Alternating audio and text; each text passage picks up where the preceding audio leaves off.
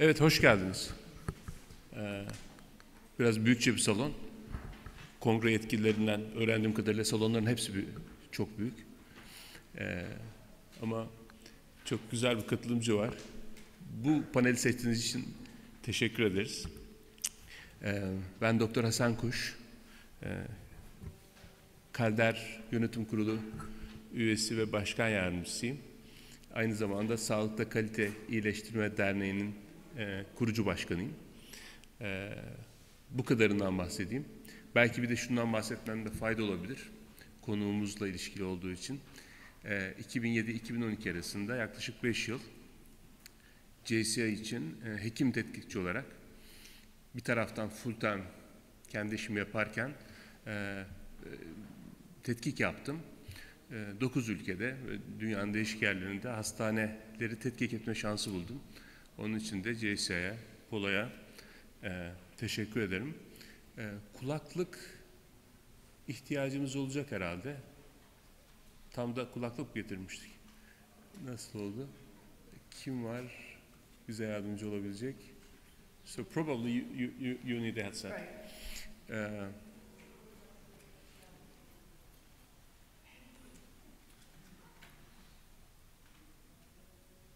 Dinleyicilerden yardım isteyeceğim. Evet. Peki. Biz bir kulaklık alabilir miyiz? Lütfen.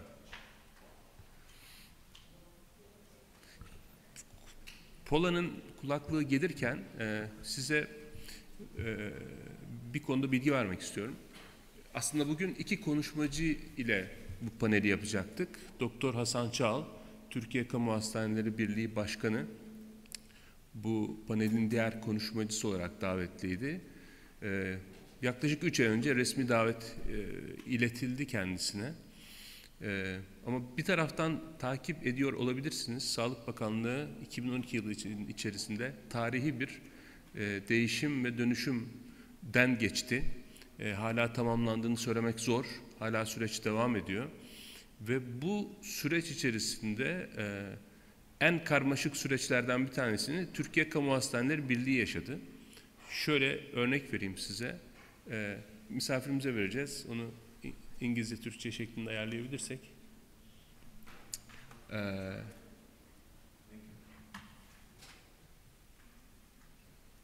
Türkiye'deki tüm kamu hastaneleri Türkiye Kamu Hastaneleri Birliği'ne bağlandı. Yani muazzam bir organizasyondan bahsediyoruz. Muazzam bir güçten bahsediyoruz. Muazzam bir yeniden yapılanmadan bahsediyoruz. Tek olay bu değil. Var olan organizasyonla yapılmadı bu iş. Yenilendi yönetimler. Profesyonel yöneticiler geldi.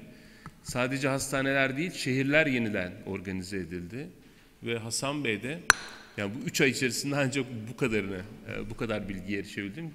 Yani günde 20-22 saat çalışarak 81 ilin yöneticilerini atanması, işte Türkiye'de 900'e yakın hastanenin yeni yöneticilerinin atanması, kimi zaman var olan yöneticiler yeni yönetici olarak atandı, kimi zaman dışarıdan farklı yöneticiler atandı. Yani çok kaotik bir döneme denk geldik ve özetle 3 ay içerisinde 3 kez özel kalem müdürüyle görüşebildim. Ama şöyle diyeyim, yani Sağlık Bakanı'na özel kaleminden daha rahat ulaşabiliyorum. Hasan Bey'in özel kalemine çok zor ulaştık. Hasan Bey'e hiç ulaşamadık.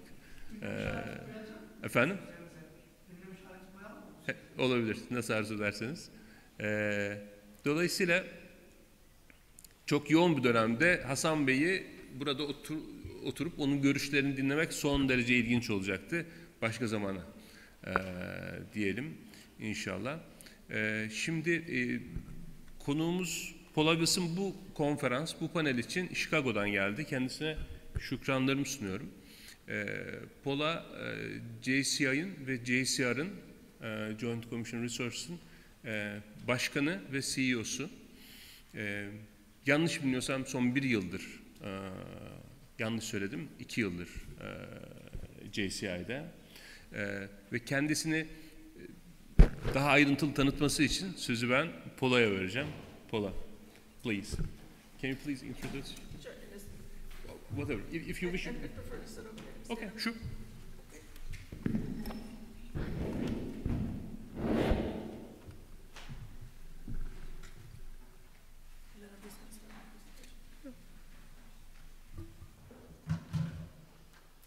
Well, good morning, everyone. And thank you very much for inviting me to be here today for the 21st Quality Congress.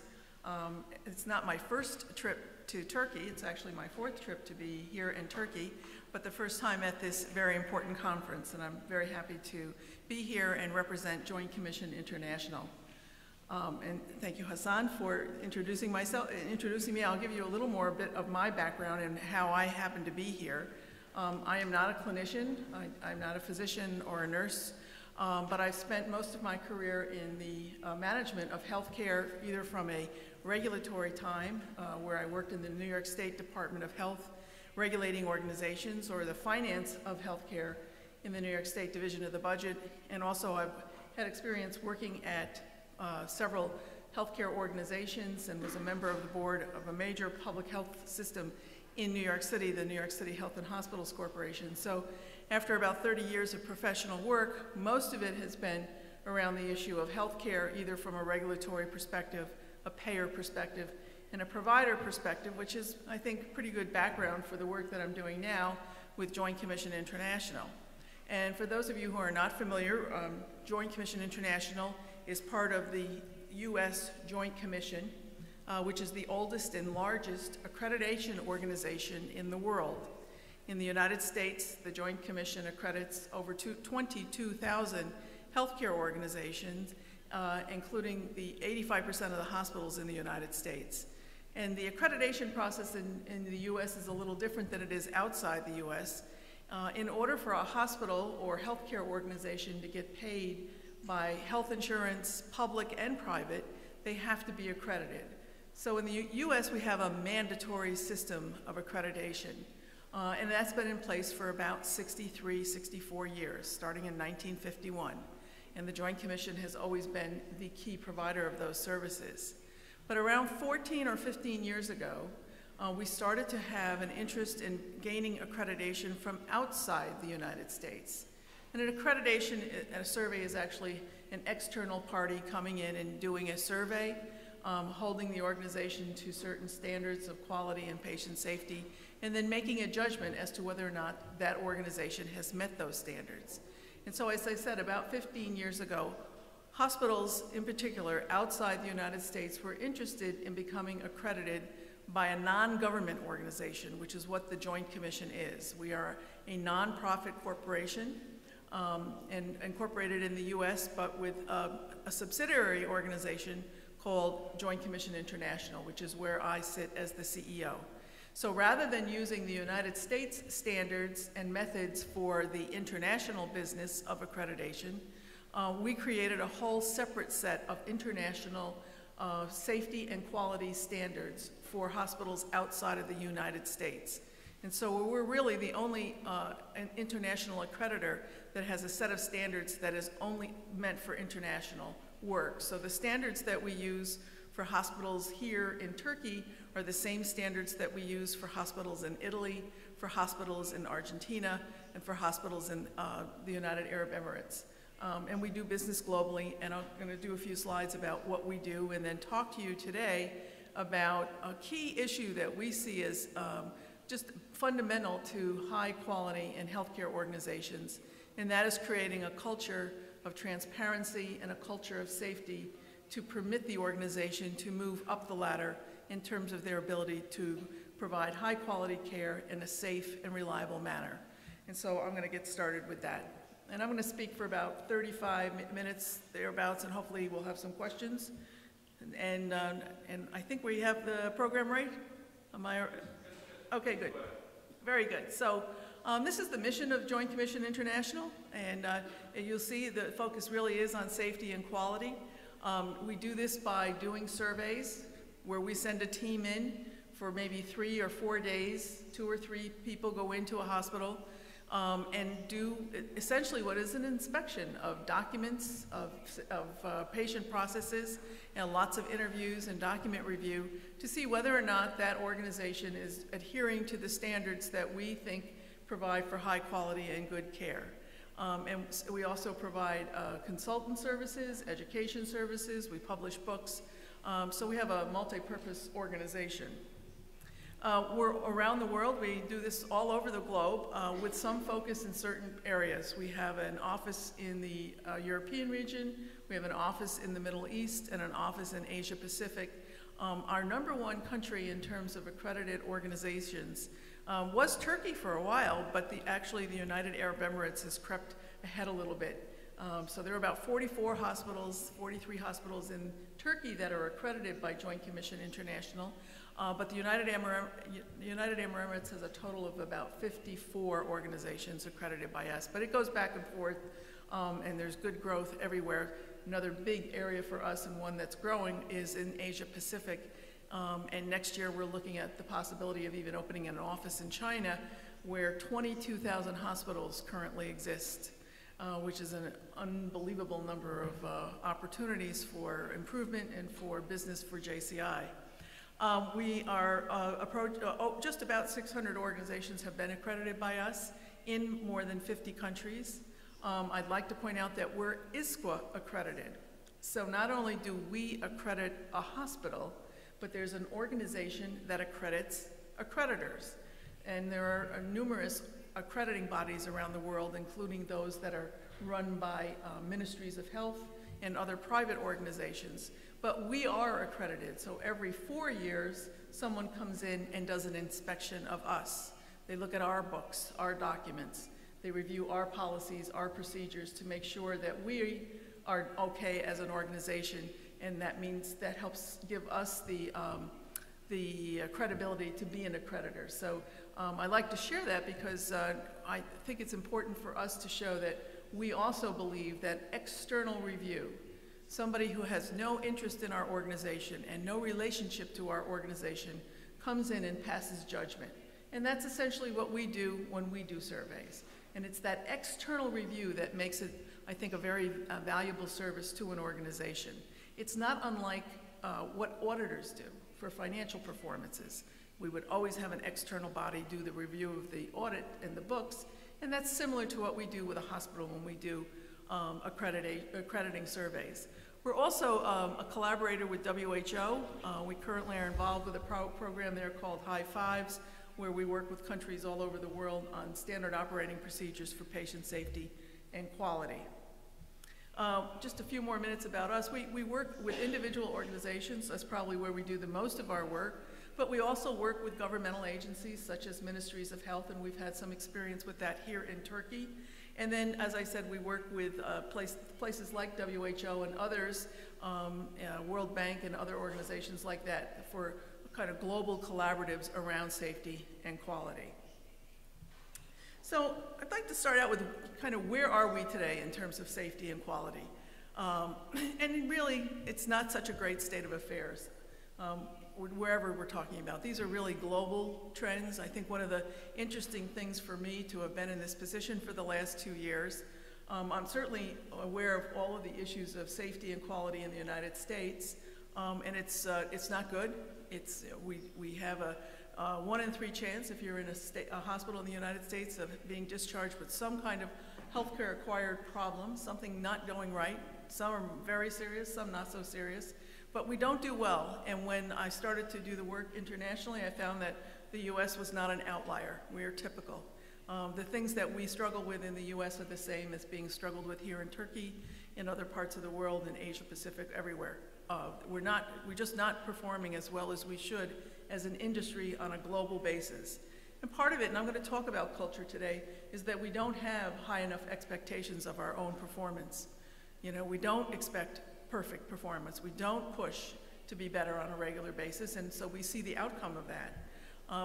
When I talk about deviant behavior, we know that there are physicians that have rude, brusque, and then sometimes even more aggressive behaviors. And I'm not picking on the physicians. I know there's a lot of doctors in the room, but we tolerate a lot of that. You know, physicians are very important to a hospital. They have a very high status in the medical hierarchy. And as a result, they are often not taken to task when they don't practice the best types of procedures around safety and quality. One of the things we're working on a lot in the Joint Commission, internationally as well as in the US, is how to get people to wash their hands more for hand hygiene, because washing hands prevents infection. And one of the toughest groups to get to wash their hands consistently and properly are physicians. And that's a reality. It's not just the physicians, but it tends to be harder to deal with the physicians sometimes because many staff are reluctant to remind a physician, oh, by the way, doctor, you have to wash your hands. So that's when we tolerate the deviant behaviors, the worst behaviors, and then on a day-to-day, among everybody, not just the physicians by any means. About 40% of what we spend in healthcare is wasted, and a lot of that gets into the issues of overuse of things that don't hurt the patient, but that don't help the patient. And some of the typical examples of those are things like the overprescription of antibiotics for non-bacterial colds. Very, very typical thing that happens globally is that patients show up, they have a flu-like condition. It's pretty obvious it's not bacterial, it's viral, but the patient wants antibiotics. And it's easier sometimes to say yes than to explain why you aren't going to give the prescription. That's a great example of where, and there are many other procedures, MRIs for lower back pain and other kinds of orthopedic conditions. If you look, especially in the US, overuse of CAT scans. The use of CAT scans in the United States far, far exceeds any other country anywhere in the world. And all of those kinds of overuse kinds of situations are things that we waste money on that could be better directed to much more important health care. As an industry, we've been slow to adopt technology. And the way I like to think about it is FedEx has been using a handheld device to track a package for 30 or more years these days. That's, that technology started and they grasped it and did it immediately. A possibility of an electronic health record has been out there for at least 2 decades. And it's very difficult, it's not easy to adopt, and we're still all struggling with it, but just basic movement in the area of using technology for helping manage patients has been very slow in our healthcare industry, and one that slows down our ability to be better at safety and good quality care. And rather than fixing some of the problems, all of us in healthcare tend to do what are called workarounds. So instead of really dealing with the reasons why it's slow to get patients out of an emergency room, whatever the reason is in your organization, we do a workaround. We don't really deal with the core issue, which might ruffle feathers, might be too much change, might take more work. We take an easy workaround to make the problem go away. And the problem really doesn't go away when you do a workaround. Just a little history in terms of improving in healthcare and kind of where we've been and where we're heading. If you look back into the 1970s and into the 1980s, which is when we really started to think about quality and safety on a more systemic scale, we started with chart audits. And in order to get paid, you had to have your charts audited by some external party, but there really wasn't anything that happened as a result. So they would go in and see had you done pretty much what you were supposed to do and gave a report, and that was it, but there was very little in terms of thinking about what that meant systemically for an organization. In the next period, and this goes starting in the 1980s and well into the 1990s and even into 2000s, quality assurance, TQM, total quality management, but we start to look at process improvement as a means to getting better at safety and quality. The problem with quality assurance, TQM, and all of those is that it tends to be a more retrospective practice in that something bad has happened, and now we take a look at it, analyze it, and try to figure out why it happened and how not to have it again. As we move into the proactive area of patient safety, it really is to begin to identify, and this is going on to a great extent now, what are the high risks inside a healthcare organization? Where can you likely expect to have a problem happening with a patient? And rather than waiting for it to happen, take proactive steps now to make sure that that doesn't happen. This is where we are heading.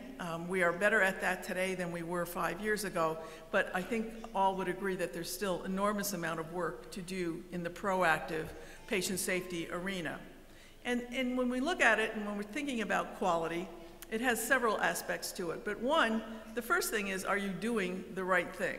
So is the procedure that you are doing, or whatever it is, treatment you're doing with a patient, is it the right treatment? And there's still a lot of room for performance in that arena. And then once you've picked the right improvement, and think about medication in this area, so you know what the patient needs from a medication perspective. Does it actually work is the other thing. So we have to make the right diagnosis, pick the right intervention, and then make sure that it's one that actually does have a positive outcome. And that historically has been what we've done in terms of one aspect of quality. But then today, the other thing, and I haven't read there, is so we've picked the right medication, it's one that actually will work, but do we do it safely? Because medication error is one of the key problems that organizations struggle with around the globe. Again, nothing unique to the States or one area or another. It's interesting, some of the more recent findings, we're finding that the incidents, the reasons why things don't work well are the same no matter where we go. So doing the right thing at the right time and then doing it well, doing it so that we've picked the right medication, it actually does work for the patient's condition, but then we do the wrong dosage, or we give the wrong patient the wrong medication. And we see over and over again, there'll be two patients in a room, and everybody's got an ID on, hopefully they do, and we require two forms of patient identification. And it's only at that very last moment sometimes that we catch that the nurse or physician is about to give the right medication that does work for the right diagnosis, but they give it to the wrong patient.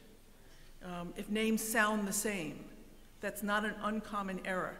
If there's nobody in the room representing the patient and saying, hey, what are you doing to my father or mother or my sister or brother there? That very often that's where we catch the mistake, as opposed to having a better way of delivering the medications to assure that you're not making those kinds of mistakes. So even when we get everything on the left side of the chart right, there's still risk on the right side of the chart in terms of doing it well, doing the procedure well.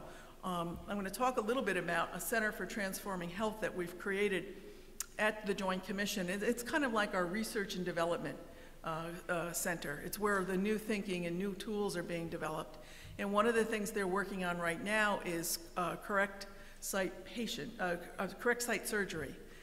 Getting at the issue of, because the frequency of the wrong patient getting the wrong procedure in a surgical theater is astounding in terms of how frequently that happens. I mean, it's not, the numbers are not, it's a regular problem we have in the United States, and it's also happening globally as well, in that they will amputate the wrong arm on the wrong patient, or they'll amputate an arm from a patient who wasn't supposed to be in the operating theater at all.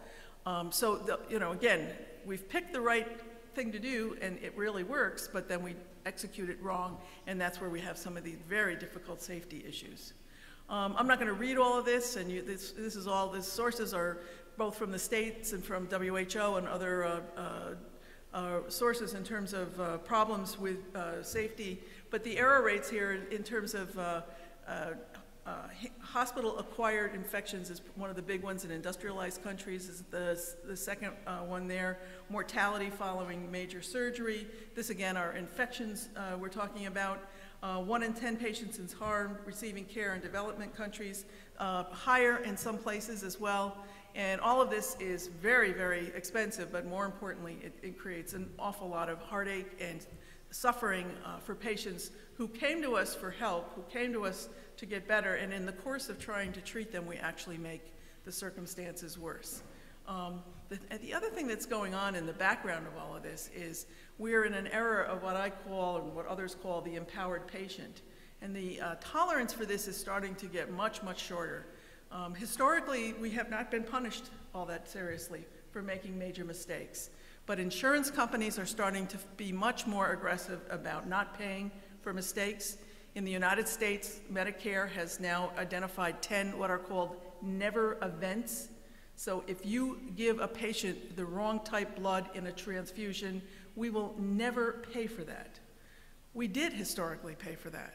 We paid for the work that was, the medical care that was rendered to correct the mistakes. And now, in order to get the attention of the hospital leadership teams, a lot of this is not going to get paid for anymore. A big one in the US that just went into place on October 1st of this year is that if you discharge a patient today for whatever purposes, and they're readmitted for that same condition within the next 30 days, there are going to be financial penalties associated with that. Because we have a lot of difficulty, you know, the hospital looks at the patient only for the 5 days they're on an inpatient status. These are chronic disease patients for the most part, cardiac patients, respiratory patients. And so then we send them home. We don't reconcile their medications from the hospital back to the home care setting. We don't do a good job of communicating between caregivers in the hospital and caregivers in the home. And no big surprise, the patients decompensate. Their condition reoccurs within 30 days of when they discharge for whatever that same condition was to begin with. And so finally in the US, the major payer, which is Medicare, and Medicaid, the two big public payers, are saying, you have a readmission within 30 days, there's going to be a financial penalty, and they get worse as it happens more frequently. So we really do have to pay attention to this, and not just for the basic reason one would think, which is that we don't really want to hurt patients. And I don't think any of us in the healthcare industry go to work every day thinking, oh, well, it's okay to hurt patients. I don't believe that. I think that our people who go into healthcare tend to do this because they want to do good, they want to make people better, but we've got to get much more vigilant and much less tolerant of some of the bad kinds of outcomes and errors that are taking place on a regular basis inside of our organizations. So one of the key things here that I wanted to talk about today is, so what has to happen in order for us to get better? What are the conditions that we need to make sure exist in order to make sure that we stop harming patients and stop making major mistakes in terms of care? And I'm going to talk quite a bit about leadership, because the people who run an organization, whether it's the owners, the CEO, the chief medical officers, the chief quality officers, the chief financial officers, the leadership team has to go to work every day and think, we're going to do really well with these patients today. And that's going to be as important to us as being able to make the bottom line work. I think historically, leadership has felt that the clinical part of this is really, those are the doctors and the nurses, and our part is more the finance and the administration. But in fact, those things are the same. If you're not doing good care, you're not going to have a very successful business, particularly with the trends that I just referenced in terms of patient empowerment and insurance intolerance of mistakes and not wanting to pay for that. So there has to be a buy-in at the top that this is important and that we're going to do better from a quality and patient safety perspective, which means that they're going to talk about the systems that are designed to help the patient be more safe. So how do patients move through the clinical processes in an organization? And are those set up correctly? And very importantly, what is the culture like in this organization? Does this culture encourage good care and safe and high quality care, or is it a culture of secrecy and not really caring about what happens? And the key aspects of the culture of safety there's three elements to it. One is that the people who work in the organization have to trust each other. And so the idea here is that I feel comfortable reporting when I see something bad happen. So if I'm the person who, and I'll do the typical, I do this for dramatic purposes, but a woman in an organization who is on the housekeeping staff, and she sees that a physician is making a mistake, or more typically, she witnesses that the doctor is treating patients one after the other and is not doing proper hand washing. Does that person feel safe to report that? So we're talking about somebody really high in power in the organization and another person relatively low in power in the organization. Does that person trust that if she reports that Dr. So-and-so did not wash his or her hands properly, that she's not going to get fired for making that report? And if that's not true, then it's going to be very hard to improve safety and quality inside the organization, because everybody has to have a feeling of safety around those types of reports. So the trust is number one. And if there's trust, then you get reports. And as leaders, why do we want reports? Because reports are telling us where things aren't going well. Reports are how you learn what is working and what is not working. And so that reporting information is critical on a day-to-day basis as to what is happening to patients in order then to improve whatever it is that's happening. Do we need to do more education around high-end hygiene? Do we have scheduling problems in the OR that are contributing to a higher rate of wrong site surgery? Why are the infection rates so high in terms of colorectal surgery, which is an area that there are enormously high infection rates? So in order to understand how to improve, you've got to understand what's going wrong, and in order to understand what's going wrong, you have to have reports, and if people don't feel safe giving information, you're not going to get the reports. And that's kind of the state that we live in right now. We know some, but we don't know all about what we need to do to improve care. I'm not going to read some of these. These you can, I think we're probably going to make some of this available. And these are just some of the quotes about culture. But basically what's in this particular quote is that it really is leadership. The culture of an organization has to reflects what the leadership views as important. And so if leadership isn't involved, nothing's going to change. A similar kind of spirit in this one. So a culture of safety in a healthcare organization means that we all show up with similar beliefs and values, that when we recruit people, we think about that. Are they going to be someone who is committing to the culture of safety here? That you make it clear, and this is a communication issue, that you want, this is very important to us as an organization, that if I walked into your hospital today and walked up to any employee and said something about, what do you think the culture is like here? Do you feel safe? Are you committed to improving quality? That they would know what's important from an organizational perspective, and that there are open communications regarding patient injuries, so that you know, there's this constant flow of information. But one of the things that we talk about in this whole area of quality, safety, and safe culture is a just culture, because one of the things that gets mistaken by a safe culture is that that means that no mistake gets punished. And that's not the spirit either, because if you have employees who are consistently incompetent at doing certain types of health care, that doesn't mean a safe culture means that you would never get fired. It just means that, that in a safety culture, when there are reasonable mistakes are normal in any organization. Human beings do make mistakes on a regular basis. That's what we're trying to understand. Whereas the incompetent performer is somebody who just, doesn't do a good job. That doesn't mean a safe culture will protect the poor performers. So if it's a consistent kind of problem with that, then we would also take steps there, because what happens in organizations, if somebody is making a mistake consistently and doesn't get fired, that undermines the culture as well. That means that why would I bother being better than I need to be? It seems like bad mistakes are tolerated here on a regular basis. That erodes the safety culture in terms of quality and patient safety as well. So leaders' role in this is critical, as I said. They have to lead by example. They have to talk about patient safety. They have to talk about transparency. They have to talk about the fact that we make mistakes. They have to be out there and making it clear that this is important from a leadership perspective. Aspects of patient safety and good culture include things like teamwork. This is hard for us in healthcare. We're not trained this way. It's always interesting to me to think about how physicians and nurses and pharmacists and other health professionals are trained. They're all trained in different schools. And so physicians go to medical school, nurses go to nursing school. Like I said, pharmacists and all the other professionals go to their particular types of training. And then they all show up at a hospital. And the expectation is, okay, now you're a team. You know, and we've never taught them how to work as a team. And there's an expectation there that's probably not realistic in a lot of ways. And some argue that in order to get to some of these key safety issues, we actually have to change the way we educate healthcare professionals, so that before they end up practicing, they've actually been a part of the team. So a big part of what leadership has to do is make sure that everybody's on the team and teach them how to be a part of the team.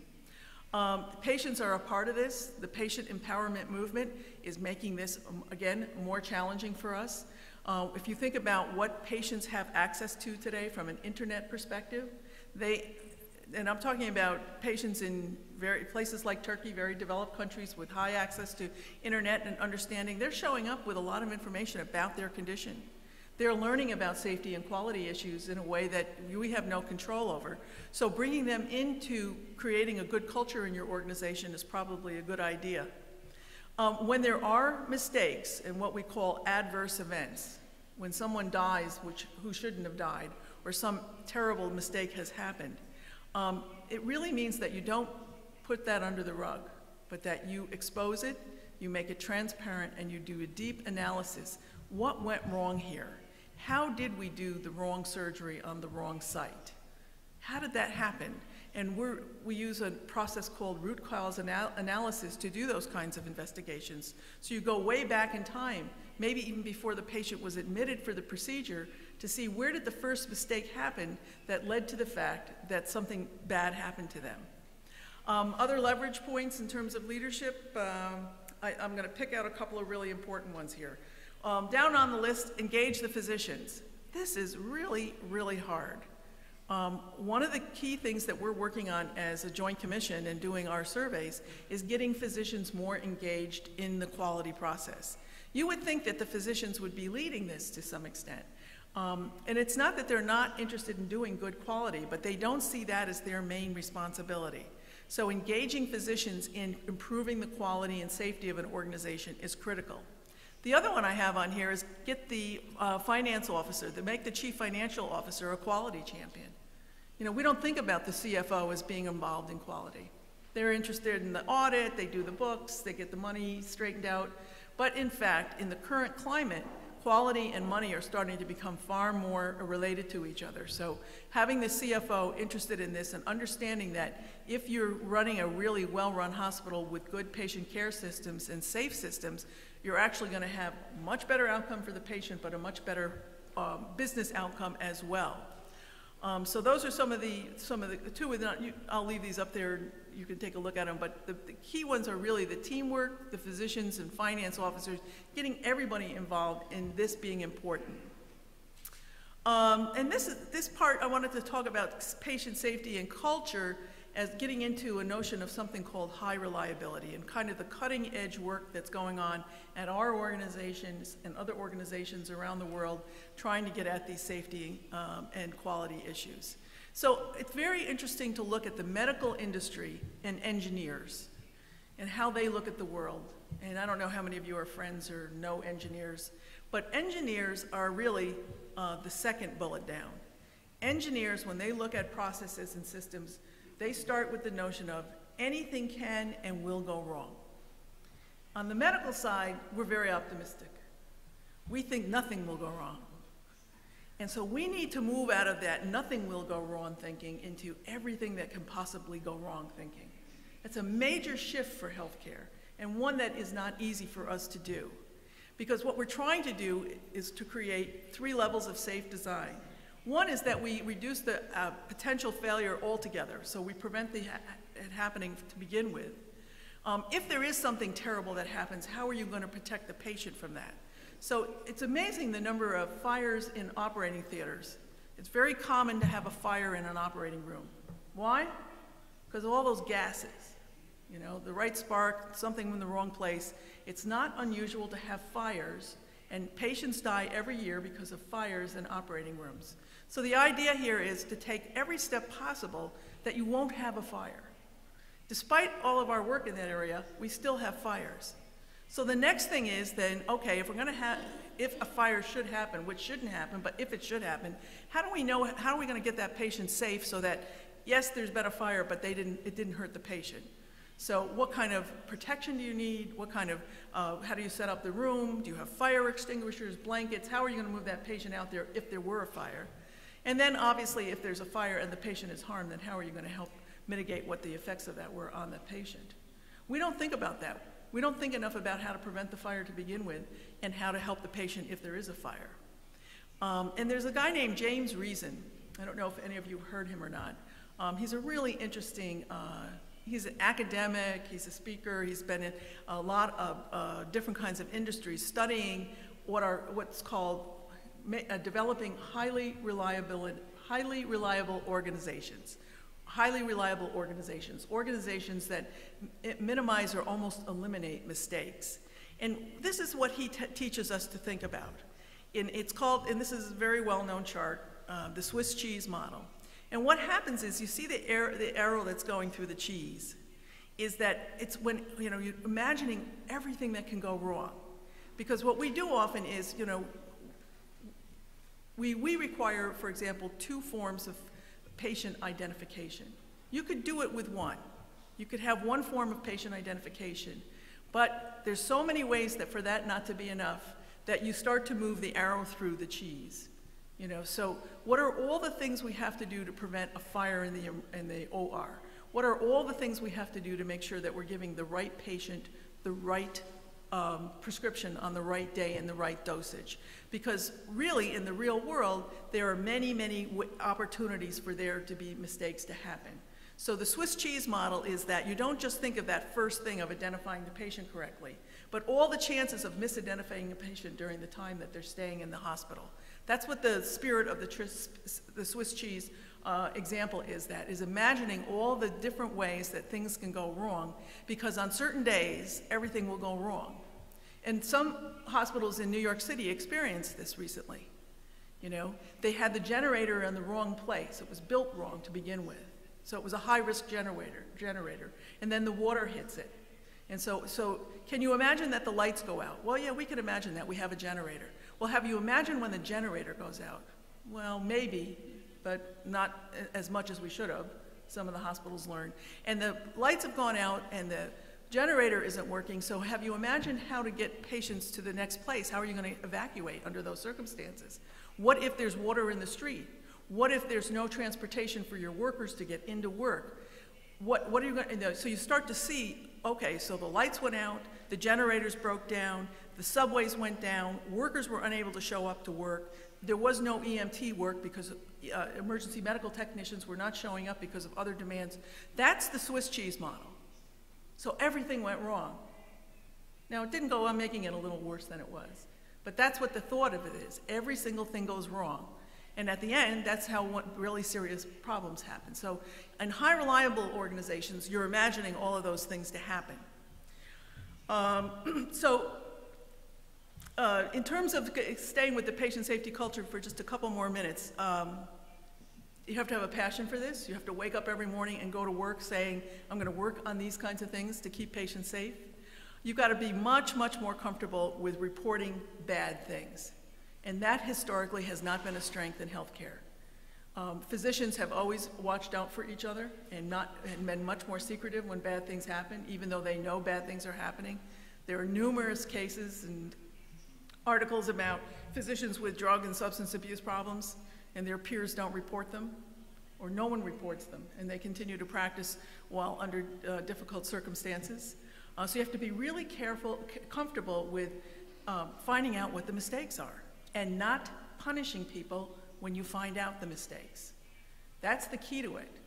If it's, you know, like I said earlier, bad things happen no matter how hard we try, but if you report that a mistake happened and then you get punished for reporting it, the reporting is going to stop. So being comfortable with transparency and committed to exploring and understanding what went into those mistakes is a big part of the culture. I'm going to speed it up. I'm going to run out of time in a few minutes, so I'm going to get to what I wanted to talk about in terms of high reliability. And all of this is about creating a much stronger culture in an organization in terms of being much more transparent and much more teamwork. So high reliable organizations, what James Reason's been working on and what we're talking a lot about now at the Joint Commission, we find high reliable organizations. And the one that probably most of us are familiar with is the airline industry. You know, we get on planes all the time, and we don't really worry about them not making it to the next, our journey safe. It's very, very rare now to have crashes and mistakes that end up harming human life in the airline industry. That wasn't always true. It was worse 10, 15 years ago in terms of having errors and having more accidents in the airline industry. But today, the airline industry and the nuclear power industry are considered highly reliable in that they tend to have very good safety cultures, they're transparent, and they're obsessed with quality and safety. And as a result, we don't really have a lot of mistakes in that arena. And what's happening now is healthcare organizations are starting to study highly reliable organizations to understand how do they do that? How did the airline industry get as good as they are today as compared to healthcare organizations? And so we're trying to learn from them in order to use those techniques to help us in the healthcare industry do better.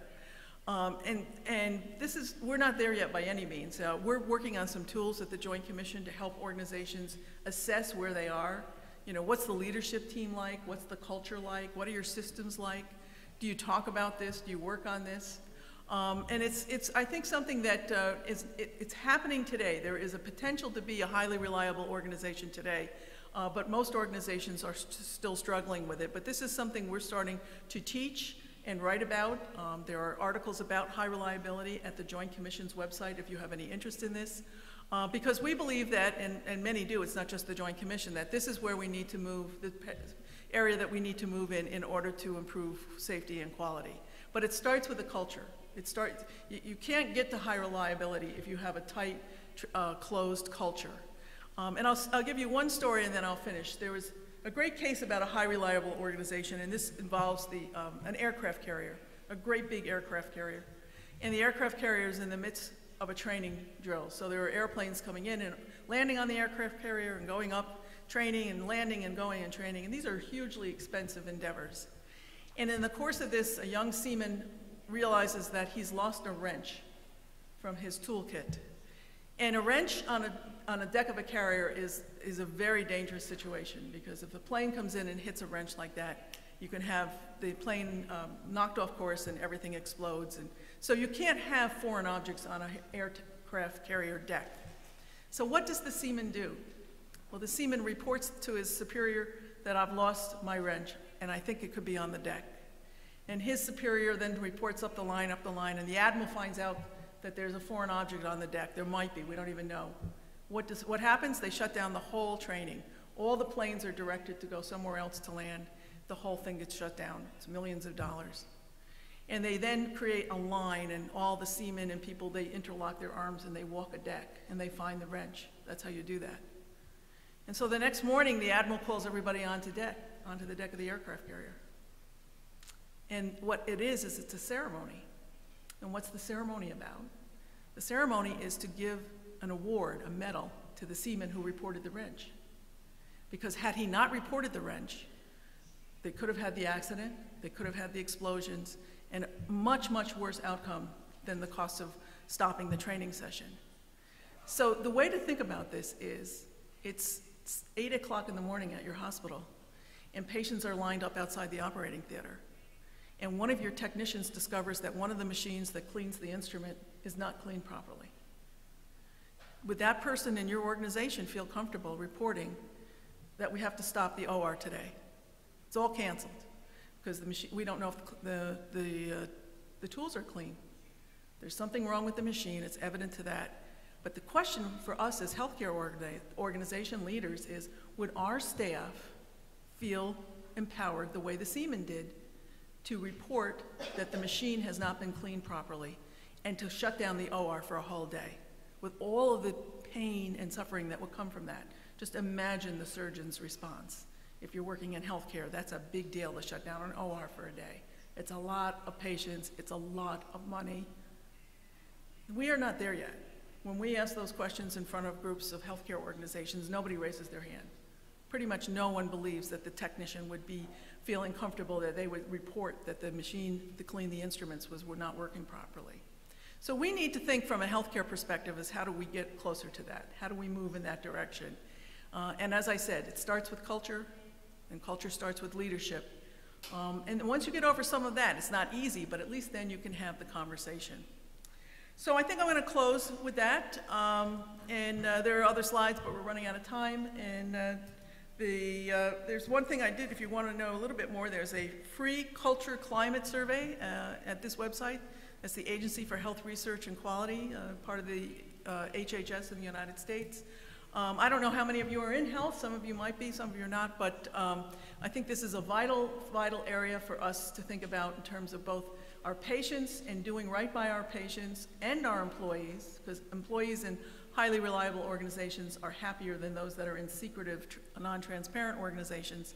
And all of this makes for a much better business outcome for an organization. So with that, thank you very much for listening today. I enjoyed being here, and speaking to you about these issues. I don't know if we have a few minutes for questions, or I'll go with whatever you tell me, Hasan. Thank you very much.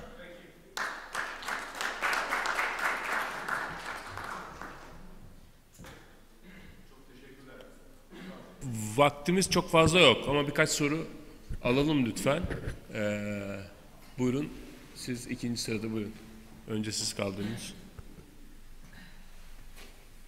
Yavuz Atasoy ismim. Sayın Yıldız'ın hoş geldiniz Türkiye'ye.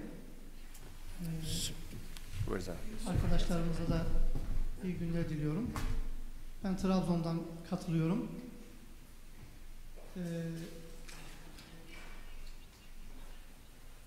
Tamam. Siz sorun, ben çeviririm o kadar. Diyor ki, Afrans'tayım. bekleyeyim mi? Hızlıca söylüyorum. İlk önce Sayın Wilson'a en son Amerika'da yaşanan doğal afetten dolayı geçmiş olsun dileklerimi sunuyorum.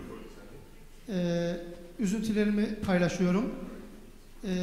Kendileri fedakarlık gösterip binlerce kilometre uzaktan gelerek bizlerin ufkumuzu, açıcı bilgi ve tecrübelerini bizlerle paylaştığınız için sizlere şükran duygularımı sunuyorum. Siz akademik olarak doktor değilsiniz, sağlık personeli değilim dediniz. Türkiye'de yeni sağlık teşkilatlanmasında, profesyonel yönetici atanmasında sizin gibi işletmeci veya yöneticilerin değil de yine doktor unvanlı kişilerin hastane yöneticisi, sağlık kurumu yöneticisi olması durumunu nasıl karşılıyorsunuz? Bir Türkiye'de akredite ettiğiniz sağlık kurumu var mı? Peki o sadece bir soru. Başkalarına da şans vermek için. Please. Yeah. So the question is the physician manager versus the non-physician manager. Exactly. And we have no preference or prejudice in either direction. We have many CEOs that are in hospitals accredited by Joint Commission International that are physicians. They do tend to be both in the States as well as around the world. Physicians that have gone back for additional coursework. It's not unusual to find physicians with MBA degrees or health management degrees, so they understand the business part of it. And I think they tend to be very successful as managers as well as clinicians. There are examples, though, of strong leadership in hospitals around the world also that the top person is not a physician, but they know how to engage the physician.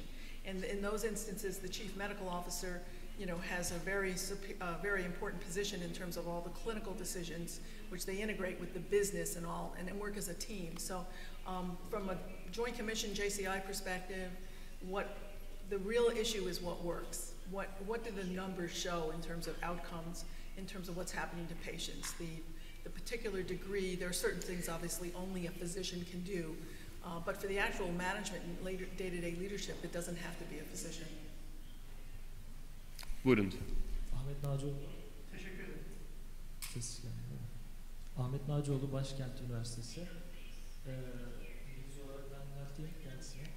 Türkçe söyleyin isterseniz. Çeviriyorlar çünkü şu an. Amerika'da kaç tane devlet hastanesi özel... Can you raise the voice? Daha yüksek sesi. Oh, Evet. he needs to. Yeah. Ben şeyi soracaktım. How many public and private hospitals certificated by Joint Commission in the United States? And what about the rates? I'm sorry, I didn't hear it. No, he's spoken. Madem İngilizce devam edeceğiz. Peki. What was the question? Doğrudan soralım. İngilizce. How many public and private hospitals certificated by the Joint Commission in the United States? And what about the rates? And what about the last one? Rates of what? Neyin rate'ini soruyoruz? Oranlar ne kadar? Neyin oranı? Ne kadarı akredite? Ne kadar akredite edilmiş devlet hastanelerinin ve şeyleri. What's the percentage of the accredited organizations versus non-accredited ones? In the United States, Yeah. Everybody has to be accredited. It's mandated by the government. So there are about 6,000 hospitals in the United States, and 85% of them are accredited by the Joint Commission, and then the other 15% are accredited by 2 other competitors for us, and then some smaller hospitals have their accreditation done by the state or provincial government. But everybody, if you want to get paid, if you want to get reimbursed by major health insurance and any public health insurance, which despite our inadequacies, we have a huge system of public insurance in the United States, you have to be. So there are no hospitals or healthcare organizations that are not accredited, with some exceptions. There are, a lot of the nursing homes are not accredited, but they have a different test in order to get paid. But when we're talking about hospitals, everybody's accredited, one way or the other. Şimdi salonda 3 Just one thing I didn't point out, outside the United States, it's a very different experience because most organizations, the 600 that we accredit at JCI, it's a voluntary decision. And it's actually very interesting to have that because they don't have to. So I think we have a different culture in terms of how we work and how we work with organizations, because the hospitals that come to JCI, they're interested in improving quality not because somebody's forcing them, but because they really want to do it on their own. Siz sorunuz mu var? Buyurun lütfen. Geliyor mu sesim? Geliyor. Şeyi sormak istiyorum Yes. ben. Yanılmıyorsam 2006 yılında CS'nin Türkiye'deki ilk denetimlerinden birinde vardım. Çok ciddiyetle bir denetim geçirmiştik. Türk kızlarına katılıyorum ben bu arada. Ama sonra zamanla gördüm, yani 2012'ye geldiğimizde bir müşteri olarak özellikle hizmet aldığım sağlık kuruluşlarında sağlık kuruluşlarının girişindeki o JCI ambleminin gerçeği yansıtmadığını ve artık JCI akreditasyonu Türkiye'de rekabeti amaçlı kullanılan ticari bir faaliyet haline döndüğünü görmeye başladım. JCI'nin bununla ilgili bir önlem almayı düşünüp düşünmediğini merak ediyorum. Bir bu. Bir de artık akreditasyon ya da standart denetimlerinde belki de denetimlerin habersiz, yani o anki durumu görebileceğimiz, tespit edebileceğimiz şekilde yönlendirilmesi gerekir mi diye düşünüyorum. Çünkü akreditasyonlarda ya da denetimlerde bunlar haberli olduğunda hani ortam şartları biraz daha uygun hale getirilebiliyor ama biz kendimiz habersiz denetim organizasyonları yapıyoruz. O ikisi arasında ciddi farklar tespit etmeye başladık. Belki akreditasyon olan inancı artırmak için böyle bir yeni eğilim kullanılabilir diye düşünüyorum. Tamam. Teşekkürler. Yes, the question is about unannounced surveys. Right now, with the JCI survey, we tell you when we're coming. So you get at least a month's notice, maybe more. So you know the day the surveyors are going to show up. And some organizations play the system. They don't stay in compliance with the standards, but when they know we're coming, everybody runs around like crazy and it's very stressful, and they buy new furniture and they paint the walls, and they make it look better than it actually is because of the unannounced. So there's a pilot starting in 2013 to use unannounced surveys with all the JCI accredited organizations, and it will be mainstream in 2014. And the other question I think is a serious one, in that there's a grand array of organizations that get accredited by JCI. Some of them are the best reputation, everyone knows them, they're a top organization, and then some are less well known, maybe not as strongly resourced, and are not performing perhaps at the same level. Accreditation doesn't assure that everybody is the same every day in terms of top quality. It is a measure for a group of standards that make for a safe and high quality hospital, but in fact, the survey was 2 years ago and we haven't been in there. We cannot assure that the circumstances are today the same as they were two years ago when the last survey happened. And so what we're doing to try to address some of that is every year now, every 3 years, we're making the standards much harder. We started out, if you looked at the first edition of our standards, it was much easier to get accredited than it is today, to help weed out weak players. I mean, we're obsessed with that because that's not good for us, obviously. So we have now instituted a requirement for measurement in order to stay accredited.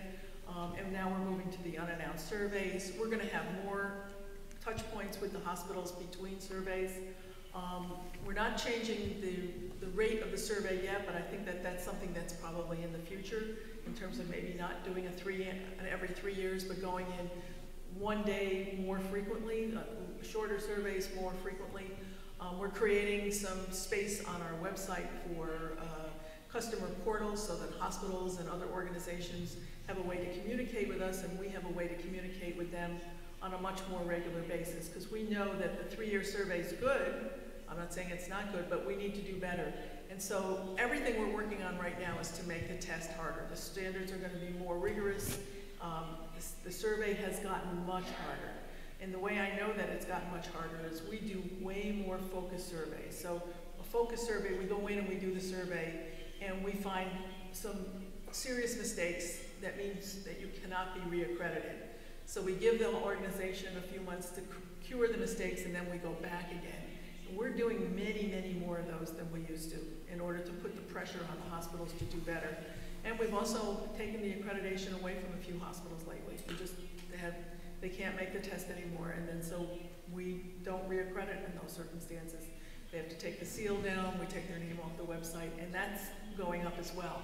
So we are aligned with the interest of trying to make it as hard as possible. I provocatively, I'm not suggesting we're going to do this, but that, maybe we should invite who gets to be accredited. You can't apply, you have to have, maybe we should have a certain set of criteria before you can even apply to be accredited. You make it even more difficult. The idea is not elite, but difficult.